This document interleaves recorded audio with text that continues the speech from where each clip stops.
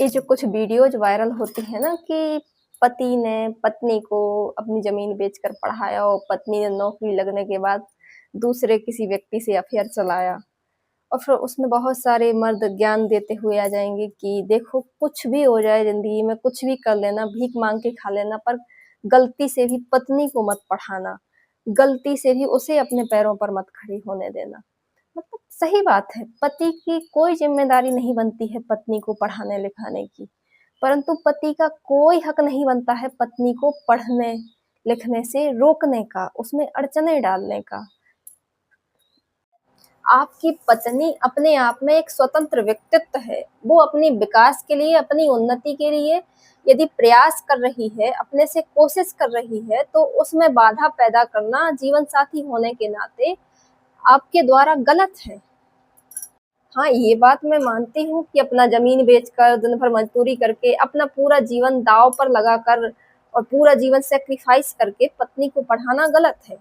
यदि वो अपनी उन्नति के लिए, विकास के लिए प्रयास कर रही है, तो आप भी अपनी उन्नति के लिए और विकास के लिए प्रयास कीजिए। आप भी अपने आप को इतना काबिल बनाइए कि उसके छोड़कर चले जाने के बाद उससे कहीं ज़्यादा बेहतर आपके पास 50 ऑप्शन हो और उसके चले जाने से आपको कोई फ़र्क ना पड़े। माना कि फ़र्क फिर भी बहुत पड़ता है, लेकिन हाँ, इतना फ़र्क ना पड़े कि आप पूरी तरह बर्बाद हो जाएँ।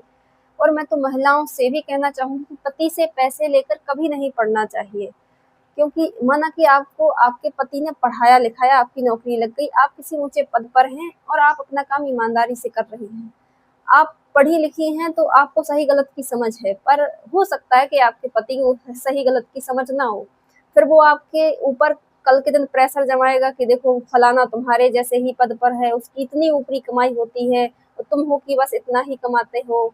तो कल के दिन फिर तुम्हें उसके एहसान तले दबकर, उसके प्रेशर में कुछ ऐसे डिसीजंस, ऐसे निर्णय लेने पड़ेंगे जो तुम्हें सही नहीं लगते हैं। तुम अपने विवेक बुद्धि से निर्णय लेने के लिए स्वतंत्रता तुम्हारे पास खत्म हो जाएगी यदि तुम उससे एहसान लोगे तो। इसीलिए चिड़ा-चिड़िया की कहानी में मैंने कहा था कि ना किसी के लिए अपने पंख तोड़ो और ना किसी से अपने लिए पंख तुड़वाओ, ना किसी के लिए सैक्रिफाइस करो, ना किसी से अपने लिए सैक्रिफाइस करवाओ। सहयोग करो, सपोर्ट करो, साथ दो, पर किसी की सफलता के लिए, किसी का जीवन बनाने के लिए अपना पूरा का पूरा जीवन कुर्बान मत करो।